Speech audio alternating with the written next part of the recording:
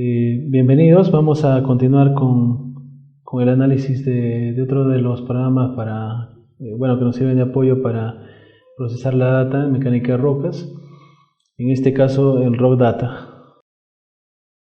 Con el Rock Data podemos aplicar diferentes criterios de resistencia y obtener los parámetros resistentes y formacionales del macizo rocoso. Vamos a revisar, los diferentes criterios, los diferentes comandos y evaluar de qué manera nos sirve de apoyo este programa para nuestros trabajos en mecánica de rocas. Igual con el comando file podemos hacer una serie de configuraciones, abrir un documento, generar uno nuevo.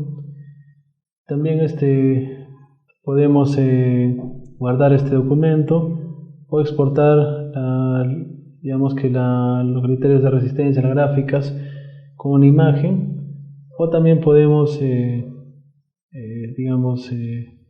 generar otro tipo de archivos, en este caso un slide de una función de corte y normal. De repente esto puede extrapolarse a un Excel. Igual también aquí tenemos opciones para imprimir, las carpetas recientes que podemos abrir, incluso un folder de ejemplos, ¿no? En lo que respecta a editar, podemos copiar la data, copiar algo que seleccionemos o copiar la data y poderlo pegar, como les comenté, en un Excel. En la opción View podemos configurar una serie de opciones, por ejemplo, el color que va a tener el envolvente de Hoek y Brown, o en el caso de Molcolon también otro color que vamos a asignar para poder configurar el envolvente, el espesor de la línea, el espesor de la línea de los ejes también, los decimales que vamos a considerar que pueden estar por defecto o nosotros también configurarlo, puntos para crear un ploteo que te pide 100, puede ser otra cantidad, y un plot de justificación. Igual también podríamos configurar, por ejemplo, el texto, la letra, el tamaño de texto. También podemos revisar otras opciones y restaurar también con las opciones por defecto. También podríamos en el ploteo configurar diferentes opciones y finalmente continuar con el análisis. También podríamos colocarlo en una escala gris, las gráficas, o regresar también al color, emplear diferentes parámetros o diferentes elementos para modificar las vistas, y configurar también la ubicación de la barra de parámetros, ¿no? Que puede ser al lado izquierdo o al derecho. En este caso yo estoy trabajando en el lado izquierdo. Finalmente, en el análisis nosotros vamos a configurar una serie de cosas. Por ejemplo, nosotros vamos a ver si aplicamos diferentes criterios. Vamos a colocar el nombre del proyecto, si las unidades de las tensiones van a estar en megapascales, en kilopascales o en toneladas por metro cuadrado, u otra unidad como los kilopounds, ¿no? por square inch, etc. Pero fundamentalmente utilizamos megapascales.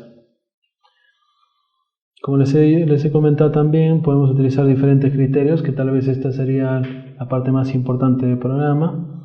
Utilizar generalizado de Hoek, que es un criterio no lineal, tiene envolvente curva, de Molcolon, que sí es un criterio lineal.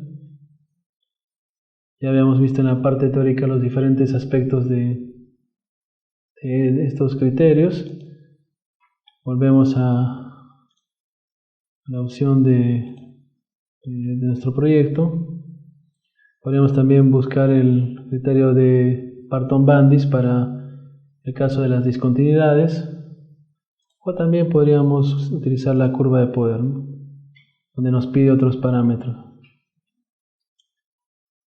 Finalmente, todos los datos de salida están en torno a los parámetros resistentes informacionales del macizo rocoso.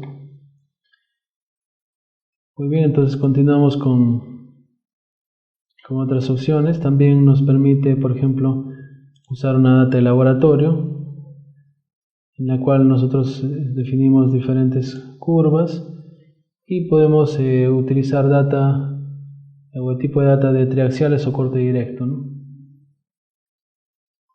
Finalmente, en función a esa data se estiman otros parámetros y podemos hacer otro tipo de análisis. Posteriormente también podemos contabilizar y empezamos a trabajar con las diferentes vistas de ploteo, ¿no?, en el cual podemos plotear las tensiones principales o también las tensiones de normal y de corte. Podemos plotear ambas, la envolvente de Mohr-Coulomb, muestra también de las tensiones y digamos enfoque o tensiones de forma instantánea también. Entonces procedemos a trabajar en la vista de la barra de herramientas. Vamos a utilizar primero el criterio generalizado de Hoek,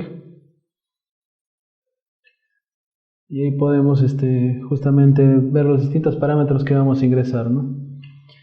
En este caso podríamos ingresar, por ejemplo, nos pide como datos de ingreso para el criterio de Hoek la resistencia a compresión de la roca intacta, que esto lo podemos ingresar de manera manual o también podríamos elegirlo de una lista, ¿no?, basado en una base de datos que se ha evaluado en diferentes proyectos. Por decir, si nuestra roca es una caliza, por ejemplo, es una caliza y es una caliza que no tiene muchas irregularidades o no tiene digamos es un material bastante fuerte, bastante resistente, bastante cohesionado y prácticamente poco alterado. La resistencia a compresión simple puede estar en torno a los 50 a 100 megapascales, ¿no? Digamos, seleccionamos esta que es nuestro tipo de roca, nos va a sacar siempre una condición promedio. En el caso del GSI, bueno, ya habíamos conversado bastante del GSI, tenemos que interpolar la estructura que está al lado izquierdo y la condición de las superficies, ¿no? Puede ser de muy pobre a pobre. Hacia el lado derecho pues disminuye la calidad, ¿no?, de las superficies. Ahora, el tipo de roca podemos considerar general o tipo Flisch. Digamos que mi roca sea una que tenga una estructura en bloques y la condición sea regular, ¿no? De repente considero que sea un 50, entonces le pongo OK. GSI, el parámetro MI de la roca que lo exige el criterio, y yo voy a buscar calizas, ¿no? Busco en la lista las calizas.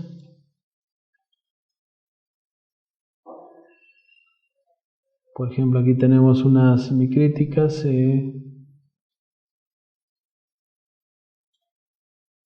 Buscamos acá, filtramos por sedimentarias y ponemos una caliza cristalina. Correcto. Listo, ya está configurada eso. Vamos al factor de disturbancia y nosotros tenemos que evaluar si es que es para túneles o taludes. Digamos que en este caso nosotros queremos analizar una condición en túneles y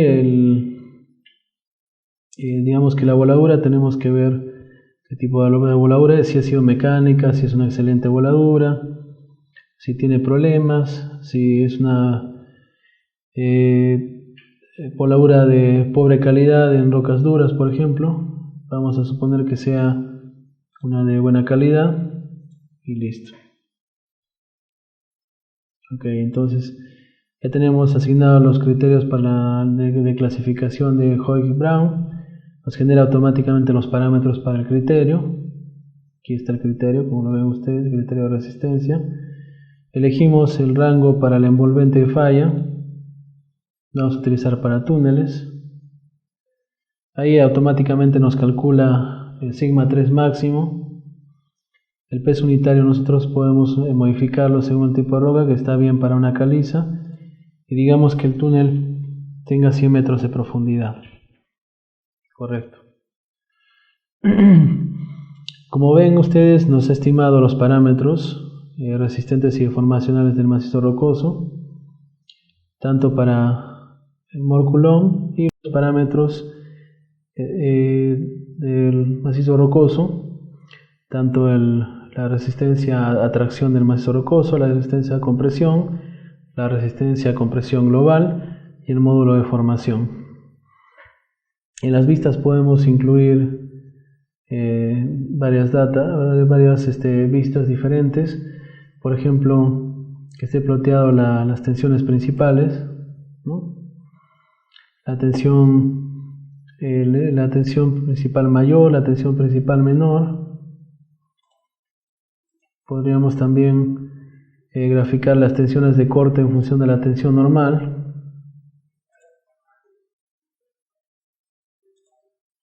Igual los parámetros no van a variar, ¿no? Obtenemos los parámetros para la clasificación de Hoyk, el criterio de Hoyk, los parámetros de mol Coulomb y los parámetros de resistencia de macizo rocoso. Aquí podemos utilizar ambas vistas, tanto en función de tensiones principales como de corte versus tensiones normales, ambas en megapascales. Aquí también podemos colocar la línea para definir la cohesión y el ángulo de fricción.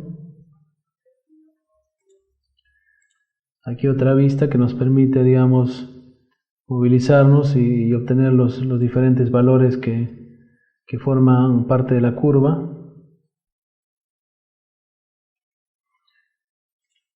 Y aquí de igual manera, ¿no?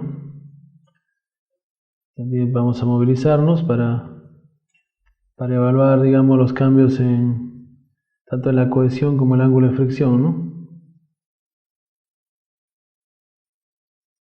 Recordemos que siempre el criterio de mol Coulomb es un criterio lineal, en cambio de Hoyk es un criterio no lineal, ¿no? Y acá, por ejemplo, si nos pegamos a este lado, la cohesión aquí sería máxima, este lado sería mínima. Hacia este lado también el ángulo de fricción va disminuyendo, hacia este lado va aumentando. Y el ángulo de cohesión, que sería este ángulo que se grafica aquí al final de la recta, y el ángulo de fricción, que sería la pendiente, van variando en función de la posición en la gráfica, ¿no? Okay. Eso con respecto al criterio de Hoyk. Observemos que siempre la resistencia a la tracción es menor que la resistencia a compresión uniaxial del macizo rocoso. Las rocas siempre tienen una mayor compresión, una resistencia mayor a la compresión que a la tensión. Y la resistencia global y el módulo de formación, ¿no? 8660. Bien, pasamos a otro análisis. Para ello configuramos en las propiedades del proyecto criterio de mol Coulomb, ¿no? Igual aquí tenemos también diferentes opciones para ser ingresadas, por ejemplo, dependiendo del material o los valores para la cohesión para suelos y rocas. Vamos acá a elegir cualquier material, por ejemplo, un limo de baja plasticidad, por ejemplo una arcilla de alta plasticidad, por ejemplo, vamos a elegir, ¿no? Y básicamente y vamos a analizar la resistencia o la tensión de corte, ¿no? La resistencia al corte. Seguimos configurando y hemos elegido la cohesión para el material específico que hemos seleccionado. En el caso del ángulo phi, según el material, podemos también escoger el ángulo. Habíamos seleccionado una arcilla altamente plástica. Ajá. Aquí podríamos colocar baja plástica, arcilla. Digamos que sea esta la propiedad, ¿no? Igual. Entonces ahí se me va a graficar, digamos, según el criterio de Mohr-Coulomb, en términos de las tensiones principales y en función a la tensión de corte y a la tensión normal. De igual manera, la resistencia a la tracción, yo podría ingresar el valor aquí y me va a indicar, digamos, cuál es el criterio, ¿no? Cómo voy a calcular la tensión principal mayor y también la resistencia al corte. Estamos considerando que es para túneles. En este caso vamos a cambiar que es para taludes, por ejemplo. Y acá me bota automáticamente la tensión mínima máxima, tensión principal menor máxima. Y aquí configuro el peso unitario, que en el caso de las arcillas es mucho menor, ¿no? De repente puede ser 0.015, ¿no? Por decir. Ok. La altura del talud, digamos que es un talud de 25 metros. Automáticamente ya me calcula, ¿no? Entonces aquí tenemos una pendiente que corresponde al ángulo de fricción y tenemos un salto aquí que representa la cohesión. Aquí está escrito en términos de las tensiones principales y aquí en función de la tensión de corte y la tensión normal. También puedo mover, puedo colocarlo donde mejor yo desee. Y bueno, aquí me bota la resistencia, los parámetros resistentes, la resistencia a compresión global, ¿no? Aquí podemos apreciar los parámetros, tanto la cohesión, el ángulo de fricción, la resistencia a la tracción, la resistencia a la compresión axial y el ángulo alfa, ¿no? Muy bien. A continuación vamos a revisar un criterio más. En este caso el de Barton-Bandis, que también es importante, en el cual vamos a poder evaluar nosotros la falla a través de los planos de discontinuidad o fallas geológicas, por ejemplo. Y aquí vamos a ingresar diferentes parámetros, por ejemplo, este ángulo phi residual para el caso de, digamos que nuestra roca sea un granito. O podemos también calcular el ángulo de residual, podemos calcular también el ángulo de fricción residual a partir de las expresiones que hemos explicado en la parte teórica. Y acá ingresando los valores del martillo de Smith, ¿no? El rebote de martillo de Smith. Tanto en martillo de Smith húmedo y rebote del martillo de Smith en seco. Y aquí el ángulo de fricción básico, ¿no? Entonces podemos utilizar esta opción y es más acertada. Entonces nos va a botar que el ángulo de fricción residual va a ser en torno a 20 grados. Correcto. JRC es la rugosidad, la podemos seleccionar de esta tabla. Y digamos que tengamos una rugosidad un tanto baja, de 5, digamos. Siempre nos escoge la condición promedio. Y el JCS, digamos el relleno, la resistencia a la compresión del relleno de las paredes de la discontinuidad, a emplear diferentes criterios, ¿no? Si es en suelo o es en roca. Digamos que sea roca, pero digamos puede ser duro, puede ser suave. Entonces vamos a utilizar, por ejemplo, que sea una roca muy débil. También una roca muy fuerte podríamos utilizar, ¿no? El material aquí va a ser roca. Y nos va a botar una JCS de las paredes de 75, ¿no? Más que todo es cuando nosotros no tenemos un relleno muy importante. Mayormente las paredes de las discontinuidades están formadas por roca. Aquí tenemos el criterio de resistencia de Barton-Bandis. Y vamos a decirle que sea para taludes. Nos calcula la tensión normal máxima. Recordemos que esto va a estar en función a la resistencia de compresión. Bueno, en este caso la tensión normal máxima va a estar en función a la carga litostática. El peso unitario, en este caso puede ser 0.015, puede ser 0.020. Listo. Y el talud puede tener una altura de repente de 40 metros, ¿no? Entonces automáticamente con este criterio y empleando el criterio de Moore-Coulomb, empleando el criterio de Barton-Bandis y también la relación de Moore-Coulomb, te genera los parámetros de cohesión y fricción, ¿no? Bueno, habíamos mencionado que el análisis era para la resistencia en suelos y rocas.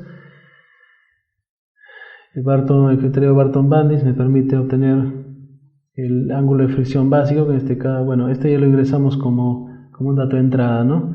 El coeficiente de rugosidad también, la resistencia a compresión de la junta también lo habíamos ingresado para una roca que no tenía mucho relleno. Y finalmente los parámetros que se obtienen y que se van a correlacionar para el criterio de Moore-Coulomb, el ángulo de la cohesión y el ángulo de fricción. Estamos teniendo un ángulo de fricción regular y una cohesión también bastante baja, ¿no? Y posteriormente la gráfica que se va a obtener en términos de las tensiones principales y también en términos de las tensiones de corte y normal. Y podemos seguir jugando con las presentaciones.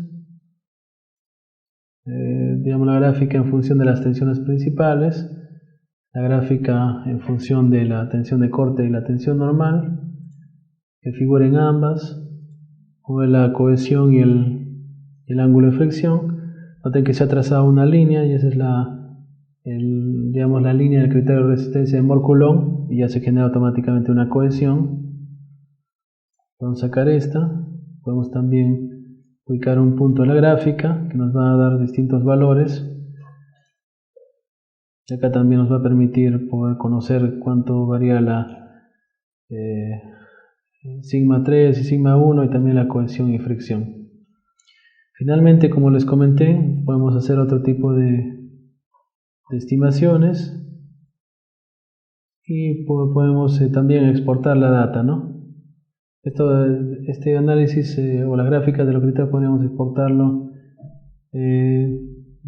para una imagen un archivo tipo imagen y también una función para ser ingresada en el slide, por ejemplo, ¿no?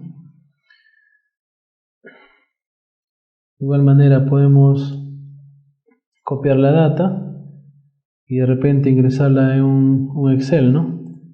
Abrimos el Excel.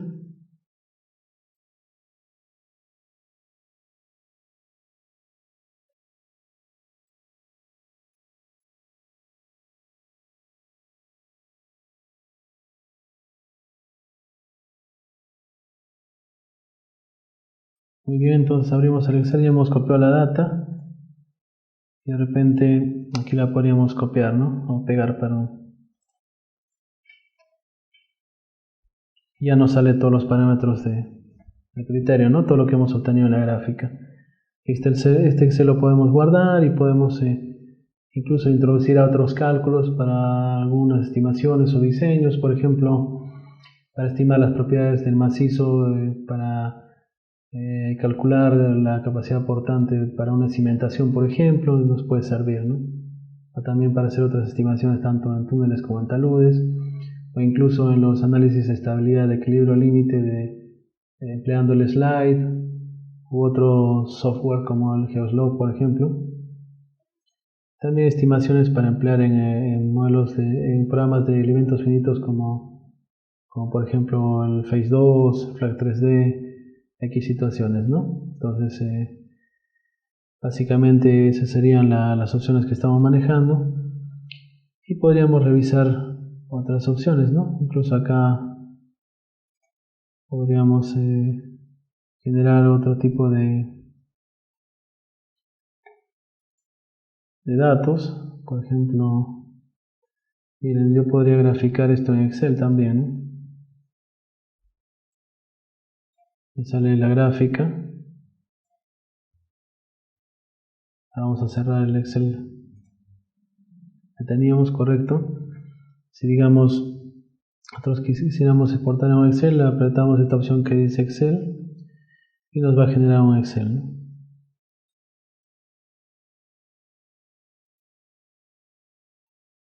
Y digamos acá salen todos los puntos que hemos graficado.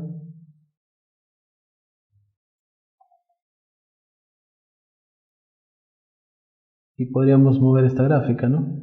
Entonces, como pueden ver ustedes, no solamente se grafica en el programa, sino que también tranquilamente podríamos exportar los parámetros que hemos obtenido en el análisis, tanto los de entrada como los que resultan. Aquí tenemos para el análisis, digamos, la tensión normal y la tensión de corte, que nos ha graficado todos los puntos. En ese caso nosotros habíamos especificado al principio que tome 100 puntos, recuerdan. Entonces ha utilizado esos 100 puntos para trazar la gráfica, ¿no? Y justamente aquí me traza en función de la tensión de corte y y la tensión normal. Todos estos datos, estas gráficas son bastante útiles para los informes y también para poder estimar otros parámetros o como data de ingreso, pues a programas que van a hacer otro tipo de análisis, ¿no? Yo puedo guardarlo o puedo no guardarlo. Y bueno, ustedes con más tranquilidad van a poder, por ejemplo, en el comando de ayuda, revisar la guía del usuario. También se tiene algunos tutoriales, soporte técnico, actualización también del software. Por ejemplo, ahí en ayuda podemos encontrar otros tutoriales en la página de DrawScience. Bueno, ese ya no está disponible, pero revisando de repente si hay otros que estén disponibles, y pueden seguir conociendo un poco más de este programa, ¿no? Que es bastante útil para la estimación de parámetros de macizo rocoso y también de mecánica de rocas. Bueno, eso sería todo con este programa, y luego continuamos con la aplicación de otros de estos programas de mecánica de rocas.